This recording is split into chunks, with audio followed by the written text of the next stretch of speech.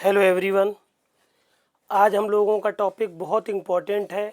कई मायने से प्रतियोगी परीक्षाओं के हिसाब से देखें या फिर जनरल नॉलेज के हिसाब से देखें या समाज में व्याप्त भ्रम से संबंधित बातें को देखें, उन सब से संबंधित टॉपिक है, जिसमें आज पूरा हम बलात्संग या बलात्कार के बारे में बताएंगे। आपको कंप्लीट समझाएंगे लीगली, जिस तरह से आईपीसी में है और जिस तरह से आपको प्रश्न मिलते हैं, जिस तरह से आपको उत्तर लिखना होते हैं, डिटेल्ड पढ़ाएंगे।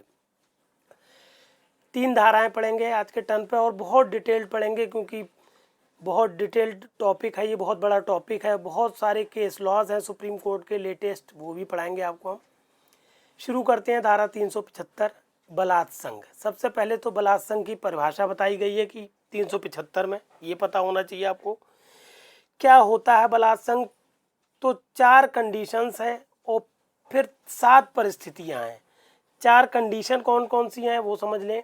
यदि कोई पुरुष क्या कर रहा है, पहली बात, किसी स्त्री की योनि में, उसके मुंह, उसके मूत्र मार्ग या उसकी गुदा में अपना लिंग किसी भी सीमा तक अगर प्रवेश कर रहा है, करता है या किसी अन्य व्यक्ति से कराता है, तो कहा जाता है कि वो बलात्संग या बलात्कार कर रहा है। दूसरी बात, किसी स्त्री की योनि, मूत्रमार्ग या गुदा में कोई ऐसी वस्तु या शरीर का कोई भाग जो लिंग ना हो, किसी भी सीमा तक खुद प्रविष्ट करता है या किसी व्यक्ति से कराता है, तब भी माना जाता है कि वो बलात्कार या बलात्संग कर रहा है।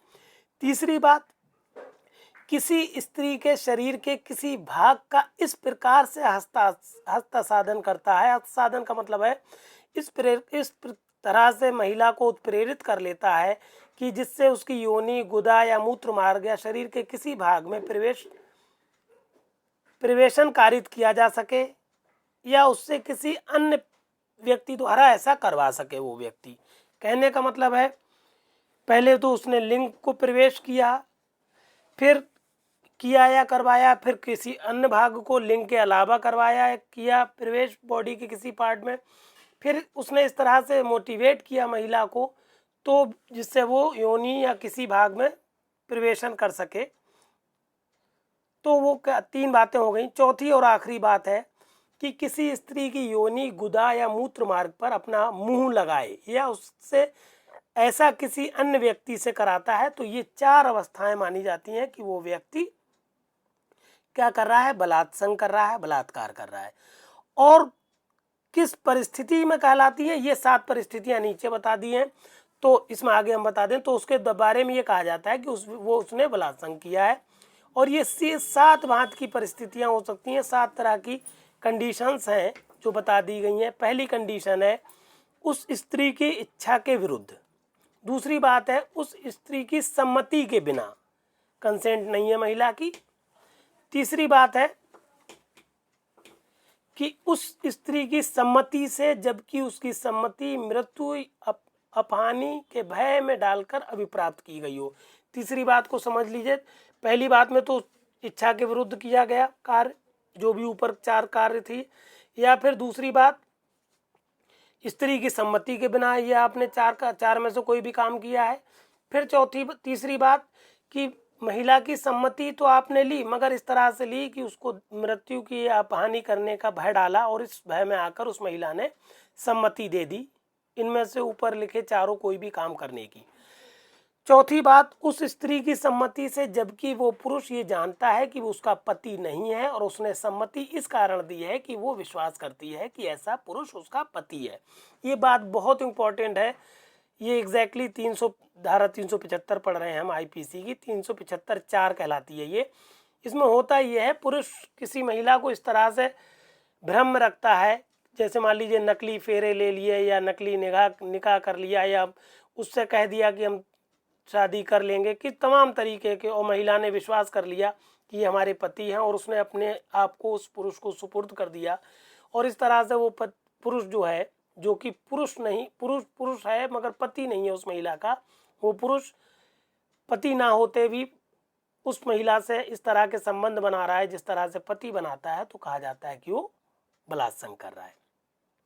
5वीं बात, उस स्त्री की सम्मति से। कब सम्मति दे रही है, देखिए तीन जो आपका 3 पॉइंट है, यहाँ से सम्मति चीज चल रही है और अवैध रूप से सम्मति चल रही है। 5वीं बात में हमने बताया आपको कि उस स्त्री की सम्मति से जब ऐसी सम्मति देने के समय वो विकृत या मैथ्या के कारण सम्मति की प्रकृति और परिणाम को समझने में असमर्थ है।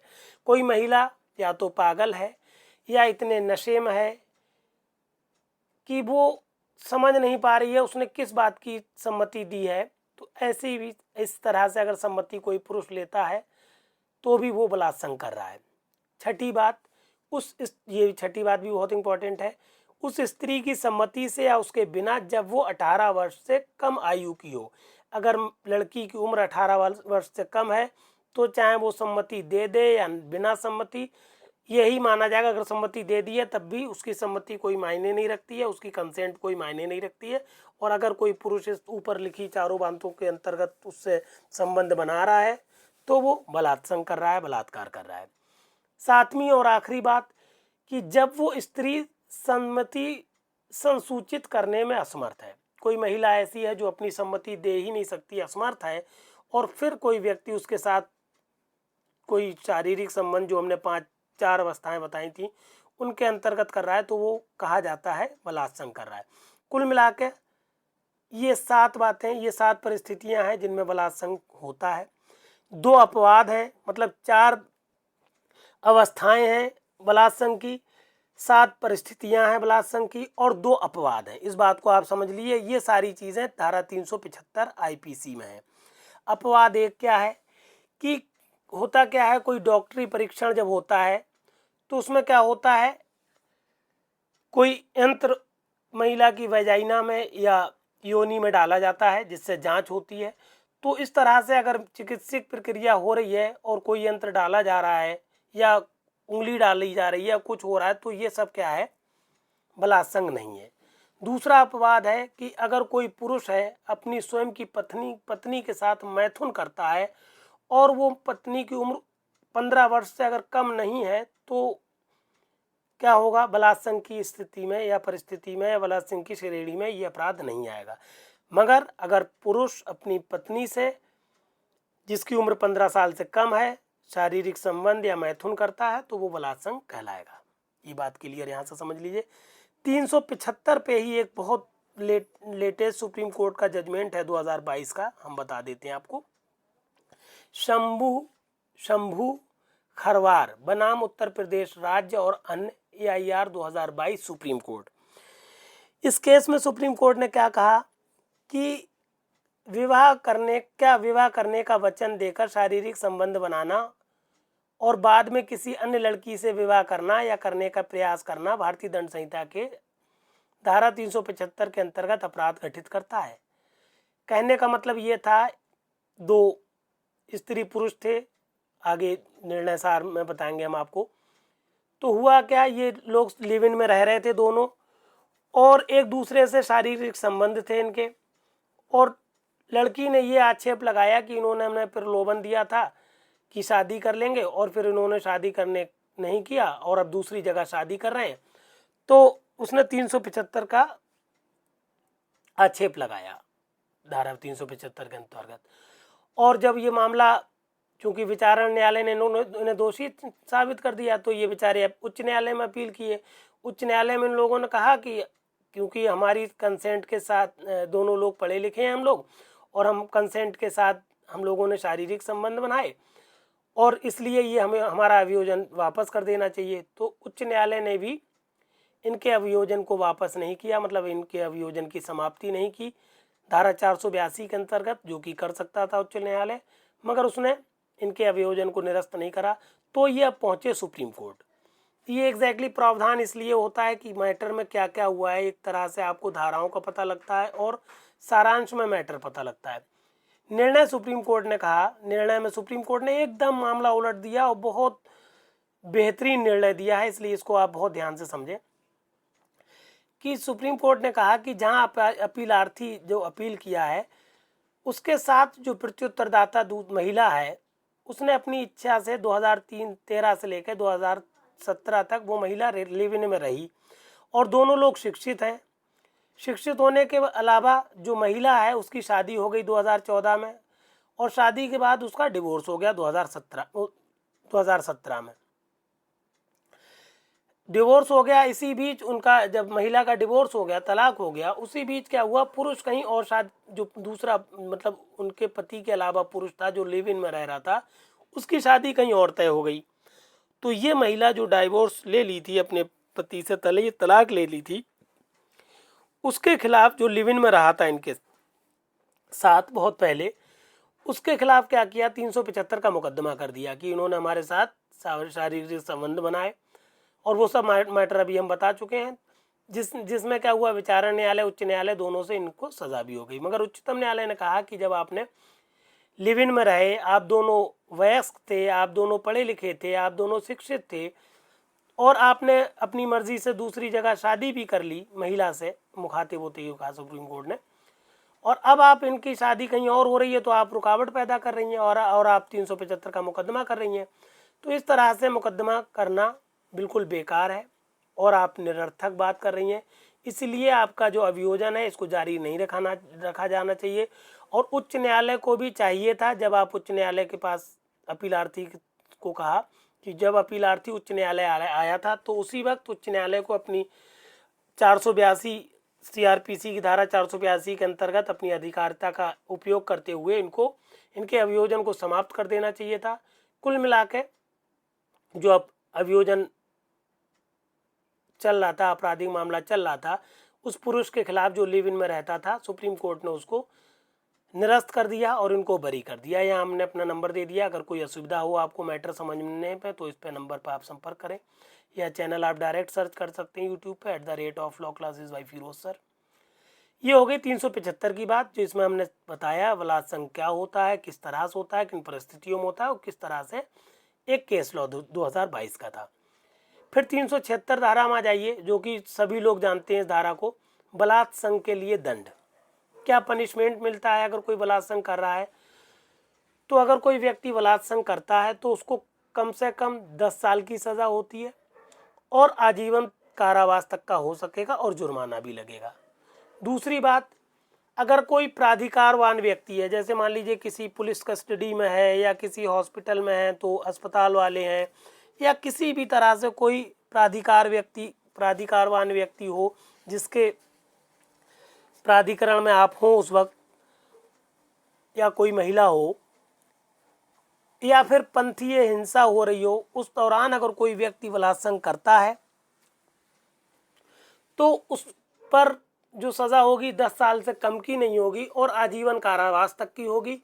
इसमें एक बात अतिरिक्त याद रखना है, जो आजीवन कारावास होगा वो शेष प्राकृत जीवन काल, जो मतलब जितनी भी जिंदगी आगे आपकी बची है पूरा का पूरा आप जेल में बिताएंगे, ये कहलाता है शेष प्राकृत जीवन काल। अभिप्रेत है, दंडित किया जाएगा और जुर्माने से भी दंडनीय होगा। मतलब एक जो उपधारा 1 है 376 की, उसमें शेष प्राकृतिक जीवन काल की बात नहीं की गई है, जबकि उपधारा 2 में जितना भी बचा हुआ जीवन आपका है वो आपको जेल में बिताना पड़ेगा, ये बात कही गई है। तीसरी उपधारा 376 की कहती है कि कोई व्यक्ति अगर 16 वर्ष से कम की आयु की स्त्री के साथ बलात्संग करता है तो उसकी सज़ा जो होगी कठिन कारावास जो है 20 साल से कम का नहीं होगा। अब सज़ा बहुत कठिन हो गई, जो कि 20 साल से कम नहीं है और आजीवन कारावास तक का हो सकेगी सज़ा। और आजीवन कारावास के अंतर्गत यहाँ पर भी बताई गई है बात कि शेष प्राकृतिक जितना भी जीवन आपका बचा हुआ है उससे दंडित किया जाएगा व्यक्ति को और जुर्माने से भी दंडनीय होगा। ये हो गई 376 की बात। अब इसमें 376 का बहुत इंपॉर्टेंट है, 376 का या 376 ये निर्भया कांड से संबंधित ये धारा है और एग्जैक्टली निर्भया कांड जो दिल्ली में हुआ था 2013 में, उसी के बाद ये धाराएं आप देख रहे हैं, इनमें अमेंडमेंट भी हुआ और बहुत बड़ा परिवर्तन किया गया ये बलात्संग के संबंधित धाराओं में। तो देखें 376 का क्या कह रही है, पीड़ित की मृत्यु या लगातार विकृतशील दशा कारित करने के लिए दंड। हुआ क्या है कि बलात्संग तो किया ही गया, स्त्री के साथ या महिला के साथ बलात्कार किया गया और बलात्कार करने के साथ साथ इतना घृणित काम किया गया कि उस महिला को, उस महिला विशेष को इस तरह से उन लोगों ने मारा, पीटा है पीड़िता को, कि या तो उसकी मृत्यु कारित कर दी या उसको इस हालत में पहुंचा दिया कि वो विकृतशील हो गई, मतलब या तो उसने चारपाई पकड़ ली या बिल्कुल पागल हो गई। तो अगर बलात्कार संघ जो 376 की जो उपधारा 1 और 2 है, उस बलात् संघ का दंड तो वहाँ बताया, मतलब बलात् संघ के बारे में तो वहाँ बताया गया है।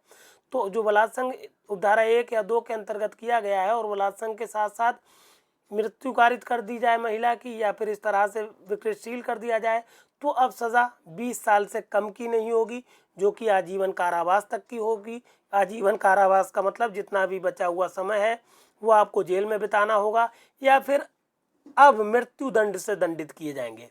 किसमें? 376 का में। फिर 376 का खा, इसको कहते हैं ए बी। बी जहाँ पर लग जाए तो बी फॉर 12 आप याद रखिएगा।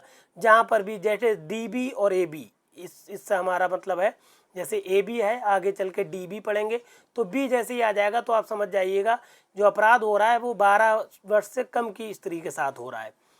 तो कहने का मतलब है 376 ए बी या काखा में कहा गया है कि 12 वर्ष से कम आयु की स्त्री से बलात्संग के लिए दंड।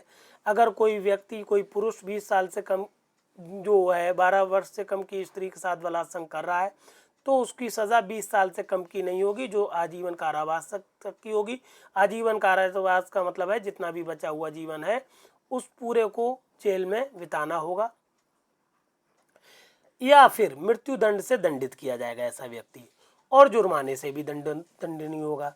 इसमें एक बात और याद रख लीजिए, परंतु 2 जोड़े गए हैं, ये भी 2013 में जोड़े गए हैं। परंतु में कहा गया है कि जहां जुर्माना पीड़ित की चिकित्सा व्ययों और पुनर्वास की पूर्ति करने के लिए न्यायोचित और युक्तियुक्त होगा। कहने का मतलब है जो जुर्माना लगाया जाएगा व्यक्ति पर वो इस तरह से होगा क्योंकि उसे विकृत कर दिया गया है या उसका उपचार हुआ है, तो उन चिकित्सीय व्यय जो उनमें खर्च हुए हैं या उसको पुनर्वास, क्योंकि वो महिला पूरी तरह से टूट चुकी होती है तो उसको पुनर्वास के लिए जो न्यायालय को युक्त लगेगा, न्यायोचित लगेगा, इतना जुर्माना लगाएगा। इसमें एक परंतु और है, परंतु ये और की इस धारा के अधीन अधिरोपित किसी भी जुर्माने का संदाय पीड़ित को किया जाएगा। कहने का मतलब है जो जुर्माना लगाया जाएगा तो वो सारा का सारा जुर्माना क्या होगा? पीड़ित को देना होगा। फिर आ जाइए आप धारा 376 खा में। 376 खा और गा, बी और सी, ये एग्जैक्टली मैथुन से संबंधित हैं, बलात्कार से संबंधित धाराएं नहीं है बी और सी। 376 बी और 376 सी, इसमें मैथुन की बात हुई है, बलात्कार की बात नहीं हुई है। देखें आप 376 बी को, पति द्वारा अपनी पत्नी के साथ पृथक्करण के दौरान मैथुन। मैथुन का मतलब है सेक्सुअल इंटरकोर्स। अगर क्या है, पत्नी की सम्मति के बिना, ये बात ध्यान रखेंगे कि पति पत्नी दोनों अलग रह रहे हैं और पत्नी की सम्मति के बिना अगर पति मैथुन कर रहा है अपनी पत्नी से तो वो 2 साल से जो ऐसे कारावास से दंडित किया जाएगा जिसकी अवधि 2 साल से कम नहीं होगी किंतु 7 साल तक की हो सकेगी और जुर्माना भी लगाया जाएगा। 376 सी क्या कहती है? अगर कोई महिला प्राधिकार में है, जैसा कि अभी हमने बताया था, प्राधिकार का मतलब है कि किसी अस्पताल के प्रबंधक के अंडर में है या पुलिस कस्टडी में है या किसी कोई लोक सेवक है उसके अंडर में काम कर रही है कोई महिला, तो ये सब प्राधिकारवान व्यक्ति होते हैं। तो इस तरह से कोई महिला काम कर रही है किसी व्यक्ति के अंडर में और प्राधिकारवान व्यक्ति जो है उसके साथ बलात्संग की कोटि, बलात्कार की कोटि में न आने वाले सेक्सुअल इंटरकोर्स, मतलब ऐसा मैथुन करता है, सेक्सुअल इंटरकोर्स करता है जो बलात्संग या बलात्कार की कोटि में नहीं आता है, तो ऐसे व्यक्ति को सज़ा 5 ऐसी होगी जो कि 5 साल से कम नहीं होगी और सज़ा 10 साल तक की हो सकेगी और जुर्माने से भी दंडित किया जाएगा। फिर एक बहुत इंपॉर्टेंट धारा है 376 गा या 376 डी, सामूहिक बलात्संग। पहले तो आप समझ ले सामूहिक बलात्संग होता क्या है या सामूहिक बलात्कार क्या होता है। सामूहिक बलात्कार की सबसे पहली खास बात है कि किसी स्त्री के साथ एक या अधिक व्यक्ति जो होते हैं एक समूह गठित करके या सामान्य आशय को अग्रसर करने में कार्य करते हुए क्या करते हैं? बलात्संग करते हैं, तो कहा जाता है इन लोगों ने सामूहिक बलात्संग या सामूहिक बलात्कार किया। और अगर कोई जितने जो व्यक्ति हैं वो सामूहिक बलात्कार करते हैं तो वो सब के सब ऐसे कारावास से दंडित किए जाएंगे जिसकी अवधि 20 साल से कम की नहीं होगी, जो कि आजीवन कारावास तक की हो सकेगी। और आजीवन कारावास का मतलब होगा कि शेष बचा हुआ जीवन उनको क्या होगा, जेल में बिताना होगा। यहाँ पर भी आप जो हमने परंतु ऊपर 2 लिखाए थे, ये 376 AB में, ये परंतु आप लिख सकते हैं अगर आपके पास समय है तो, क्योंकि परंतु मेंस के पेपर में बहुत कम समय होता है, तो मेन मैटर आप ज़रूर लिखें। और परंतु अगर ध्यान रह जाए तो शॉर्ट में आप परंतु लिख दीजिए। लिख दिया हमने, परंतु भी लिख दें। फिर आ जाइए आप 376 DA। ये एग्जैक्टली DA आपको पता होगा, ये 2018 में संशोधन हुआ था IPC में। ए और मतलब जो अभी हमने AB पढ़ाया था वो भी 2018 का संशोधन था, और DA ये भी 2018 का संशोधन है। तो इस DA में क्या बताया गया आपको कि 16 वर्ष से कम आयु की स्त्री से सामूहिक बलात्कार के लिए दंड। अगर पुरुष जो हैं सामूहिक बलात्कार करते हैं ऐसी स्त्री के साथ जिसकी उम्र 16 वर्ष से कम है, तो ऐसे व्यक्तियों को आजीवन कारावास होगा। आजीवन कारावास का मतलब जितनी ज़िंदगी उनकी बची है वो उन्हें जेल में बिताना पड़ेगी, और जुर्माना भी लगाया जाएगा। यहाँ पर भी आप परंतु दोनों लिख सकते हैं जो हमने आपको ऊपर पढ़ाए हुए हैं, दो परंतु जो पढ़ाए हैं। फिर आप समझ लें कि धारा 376 DB, यहाँ पर देखिए मतलब घा मीन्स D, खा मीन्स B, तो DB फिर B आ गया। इसका मतलब 12 वर्ष से कम आयु की स्त्री से सामूहिक बलात्कार हुआ है, और ऐसे बलात्कार के लिए दंड जो होगा वो आजीवन कारावास होगा, जिसका मतलब जितना भी जिंदगी बची है वो जेल में बिताना पड़ेगी, और जुर्माने से दंडनीय होगा, और या फिर और नहीं, या मृत्यु दंड भी दिया जा सकता है। ठीक, 376 DB में मृत्यु दंड तक का भी प्रावधान है, आजीवन कारावास या मृत्यु दंड। फिर आ जाइए आप 376 E या अड़ा। 376 E अड़ा कहलाता है पुनरावृत्ति करता अपराधियों के लिए दंड। पुनरावृत्ति मतलब होता है रिपीट करना, रिपीटेडली या रिपीटर।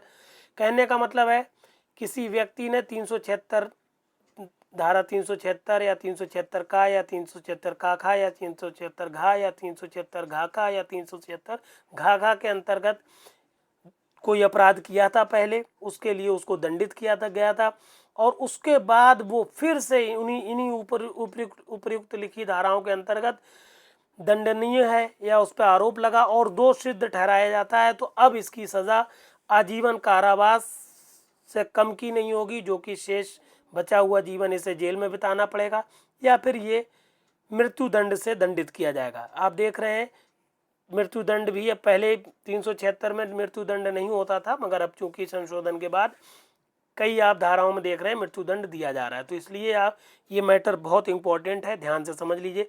376 का टॉपिक कंप्लीट हो गया। अभी हम आपको केस लॉ पढ़ाएंगे सुप्रीम कोर्ट का आगे चल के। एक छोटी सी धारा है 377, ये भी बहुत इंपॉर्टेंट है, और चूंकि इस पर एक बहुत इंपॉर्टेंट केस लॉ है, सुप्रीम कोर्ट का जजमेंट है 2018 का, इसलिए ये धारा और ज़्यादा इंपॉर्टेंस रखती है। तो समझ लें पहले 377 धारा कहलाती है प्रकृति विरुद्ध अपराध। प्रकृति विरुद्ध अपराध का मतलब है कि कोई भी पुरुष क्या हो स्त्री के साथ या जीव जंतु के साथ या फिर किसी भी ऐसी महिला के साथ कोई ऐसी प्रकृति जो ऐसा काम कर रहा है जो प्रकृति के व्यवस्था के विरुद्ध है, इस तरह से अपनी इंद्रिय भोग कर रहा है, इंद्रियों को शांत कर रहा है, जैसे गुदा मैथुन इसका बहुत अच्छा उदाहरण है। तो अगर इस तरह से वो अपनी इंद्रियों का भोग कर रहा है तो उसको क्या होगा, सज़ा होगी या तो आजीवन कारावास की या 10 साल तक की, और जुर्माना भी लगाया जाएगा। इसमें जो हम कह रहे थे सुप्रीम कोर्ट का केस 2018 में सुप्रीम कोर्ट ने कहा था, नवतेज सिंह जौहर और अन्य बनाम भारत संघ 2018, ये केस एग्जैक्टली ये था। इससे पहले भी हालांकि केस हुआ था एक नाज फाउंडेशन का, नाज फाउंडेशन बनाम दिल्ली सरकार का केस था। उसमें कहा गया था कि तो जो 377 धारा है ये अनुच्छेद 14, 15 और 21 का उल्लंघन करती है। ये 2010 का केस था। फिर 2014 में नाज फाउंडेशन के केस को पलट दिया गया, जिसमें कहा सुरेश कुमार कौशल और अन्य बनाम नाज फाउंडेशन का केस था। उसमें कह दिया गया कि धारा 377 जो है संवैधानिक है। इस सुरेश कुमार कौशल और अन्य बनाम नाज फाउंडेशन 2014 के ही केस के खिलाफ ये केस आया, जजमेंट आया नवतेज सिंह जौहर बनाम अन्य भारत संघ 2018। इस केस में सुप्रीम कोर्ट ने बिल्कुल क्लियर कह दिया कि 377 जो धारा है वो LGBT, L for lesbian, B for gay, LG, B for bisexual और T फॉर ट्रांसजेंडर, इन समुदाय के मामले में अगर ये धारा जो है अनुच्छेद 14 और 19 का उल्लंघन करती है, कब किस विस्तार तक करती है भी बता दिया कि गया कि ये संविधान, ये जो धारा 377 है, ऐसे दो वयस्क लोग जो अपनी सहमति से यौन संबंध बना रहे हैं, तो उन वयस्क पुरुषों द्वारा बनाए गए सम्मति से यौन संबंधों के विरुद्ध ये धारा LGBT समुदाय के सापेक्ष क्या है, असंवैधानिक है। और बाकी LGBT को छोड़ दें, जिसमें वयस्क पुरुषों की सम्मति है, इसको छोड़ दें तो बाकी और सारे मामलों पर ये धारा लगेगी।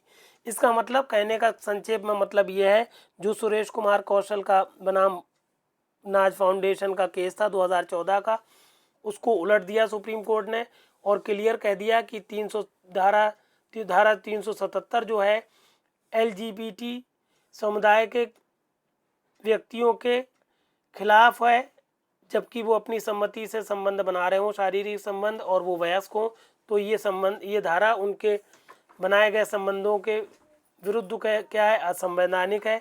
बाकी हर जगह पर ये संवैधानिक है। इसमें दो सुप्रीम कोर्ट के केस लॉज हैं। पहला सुप्रीम कोर्ट का जजमेंट है छुटकऊ बनाम उत्तर प्रदेश राज्य AIR 2022, सुप्रीम कोर्ट का केस है। ये एग्जैक्टली धारा 302 और 376 से संबंधित है। इसमें हुआ ये था, एक पुरुष था, उस पर अपनी ही 6 वर्षीय भतीजी के साथ बलात्कार करने और उसकी हत्या करने का आरोप था। और ये पूरा का पूरा केस परिस्थिति जन्य साक्ष्य पर आधारित था, जिसमें क्या हुआ था, जो ये भतीजी के चचा थे, इनको विचारण न्यायालय ने मृत्युदंड दिया था और उच्च न्यायालय ने भी मृत्युदंड की पुष्टि कर दी थी कि हाँ मृत्युदंड सही है। इन्होंने जब सुप्रीम कोर्ट में अपील की तो सुप्रीम कोर्ट ने बहुत ही बड़ी रिलीफ दी, इनको बहुत बड़ा रिलीफ दिया। छुटकऊ बनाम उत्तर प्रदेश राज्य में छुटकऊ को बहुत बड़ा रिलीफ दिया। और इन्होंने कहा सुप्रीम कोर्ट ने कि संदेह के आधारों पर संदेहात्मक साक्ष्यों के आधार पर अपीलार्थी को 302 और 376 की अंतर्गत दोष सिद्धि एवं मृत्युदंड से दंडित नहीं किया जा सकता। तदनुसार दोष सिद्धि अपास्त अपीलार्थी दोष मुक्त घोषित। कहने का मतलब है, सुप्रीम कोर्ट ने कहा कि चूंकि सिर्फ आपने क्या किया है, संदेह के आधार पर जो साक्ष्य मिले हैं आपको, उनके आधार पर इनको मृत्युदंड दिया है, जो कि सही नहीं है, इसलिए इनको दोष मुक्त किया जाए। एक और केस है 2022 का, ये भी केस है मनोज प्रताप सिंह बनाम राजस्थान राज्य AIR 2022, सुप्रीम कोर्ट। ये भी कई एक धाराओं से संबंधित केस है। इसमें आप कई धाराओं पे यूज़ कर सकते हैं, जैसे 363, 365, 376 2F या फिर 302 IPC की सारी धाराएं हैं। इसमें हुआ या तो बहुत इंपॉर्टेंट केस है ये भी। इसमें एक लड़की है जो कमज़ोर और मंदबुद्धि है, जिसकी उम्र 8 साल है, और ऐसी बच्ची को उसके माता पिता के सामने कुछ लोग बलपूर्वक मोटरसाइकिल से उठा के ले गए और उसके साथ क्रूरतापूर्वक बलात्कार किया और बलात्कार करने के बाद उसकी हत्या कर दी। हत्या करने के बाद चूंकि इनको विचारण न्यायालय से 302 के अंतर्गत मृत्युदंड दिया गया, उच्च न्यायालय ने भी उसको वैध ठहराया, तो इन्होंने उच्चतम न्यायालय में अपील की, क्योंकि 302 के अंतर्गत इनको मृत्युदंड मिल चुका है। और पॉक्सो एक्ट भी, क्योंकि 8 साल की लड़की थी, तो पॉक्सो एक्ट की धारा 6 के अंतर्गत भी इनको आजीवन कारावास और 1 लाख का जुर्माना लगाया गया था। तो सुप्रीम कोर्ट के पास जब ये आए तो इन्होंने राहत की उम्मीद रखी कि हो सकता है सुप्रीम कोर्ट से कुछ राहत मिल जाए। तो सुप्रीम कोर्ट ने कहा कि अभियुक्त अपीलार्थी जो है उसका कृत अपीलार्थी का कृत जो है विरलतम से विरल, ठीक, rare of the rarest case की श्रेणी में आता है। इतना ही नहीं, उसने जेल में भी रहने के दौरान कई अपराध किए, अतः ऐसा व्यक्ति समाज के लिए खतरा है, इसलिए इसको मृत्यु दंड देना ही चाहिए। और मृत्यु दंड जो विचारण न्यायालय और उच्च न्यायालय द्वारा दिया गया था, उस दंड को सुप्रीम कोर्ट ने भी बरकरार रखा और इनको कोई राहत नहीं दी। इस तरह से हमने आज आपको 375, 376 और 377 का डिस्क्रिप्शन दिया, कंप्लीट डिस्क्रिप्शन दिया है। बहुत सारे प्रश्न बनते हैं मेंस में, प्रतियोगी परीक्षाओं में, एलएलबी में, प्री में भी बहुत प्रश्न आते हैं, मेंस में भी बहुत प्रश्न आते हैं और बहुत अच्छे से ये मैटर आप लोग सही से नहीं समझ पाते हैं और या फिर आपको इतने अच्छे केस लॉज नहीं मिल पाते हैं, इसलिए हमने पूरा मैटर कलेक्ट करके दिया है। हालांकि सिर्फ क्योंकि बहुत बड़ा मैटर था तो सिर्फ 3 धाराएं हम पढ़ा पाए हैं आपको, अगले टर्न पर आपको ज़्यादा धाराएं पढ़ाएंगे। लगभग हम आपको 9 दिन से आईपीसी पढ़ा रहे हैं, 9वां दिन है आज, और आईपीसी के लगभग एंड पे है, 2 या 3 टर्न और लेंगे और आईपीसी आपकी कंप्लीट हो जाएगी। ज़्यादा से ज़्यादा 3 टर्न होना चाहिए या फिर 4 टर्न में आपकी आईपीसी कंप्लीट हो जाएगी। ये कंप्लीट मैटर है, चाहे आप किसी भी एग्ज़ाम जैसे पीसीएसजे, एचजेएस या एपीओ की तैयारी कर रहे हैं या कोई एंट्रेंस एग्ज़ाम की तैयारी कर रहे हैं या फिर आप एलएलबी कर रहे हैं, सारे लोगों के लिए मैटर पर्याप्त है। और हमारे हर वीडियो के साथ, जैसा कि इसमें भी है, डिस्क्रिप्शन बॉक्स में ये हैंड रिटेन नोट्स का पीडीएफ लगा हुआ है, इसलिए इस मैटर ये और कंप्लीट मैटर है, इसलिए इस मैटर को आप सबको शेयर कर दें। और अगर अभी तक आपने हमारे चैनल को सब्सक्राइब नहीं किया तो सब्सक्राइब कर लें, क्योंकि इससे पहले जब आप सब्सक्राइब करेंगे तो जैसे जैसे नीचे जाएंगे तो हमने एविडेंस एक्ट दिया हुआ है, उससे पहले सीआरपीसी दिया हुआ है। ये हमारा तीसरा सब्जेक्ट कंप्लीट होने जा रहा है। अगर आप एपीओ की तैयारी कर रहे हैं तो लगभग आपका पूरा एपीओ का सिलेबस हम दे चुके हैं, इसलिए चैनल को ज़रूर सब्सक्राइब कर लीजिए। बीच में हमने नंबर भी दिया हुआ है, अगर आपको कोई असुविधा हो रही तो हमारे व्हाट्सएप नंबर पर हमें मैसेज छोड़ कर हमसे आप कम्युनिकेट भी कर सकते हैं। और हम सारे सब्जेक्ट की प्लेलिस्ट भी बना दे रहे हैं प्री प्लस मेंस करके, जैसे हमने एक सीआरपीसी की प्लेलिस्ट बना दी है कंप्लीट सीआरपीसी करके, और एक एविडेंस एक्ट की प्लेलिस्ट बना दी है कंप्लीट एविडेंस एक्ट, एक आईपीसी की बना देंगे कंप्लीट आईपीसी। तो ये आपको कंप्लीट सब्जेक्ट एक पूरी प्लेलिस्ट में मिल जाएगा। इसलिए इस मैटर को आप शेयर करें और चैनल को सब्सक्राइब करें। धन्यवाद।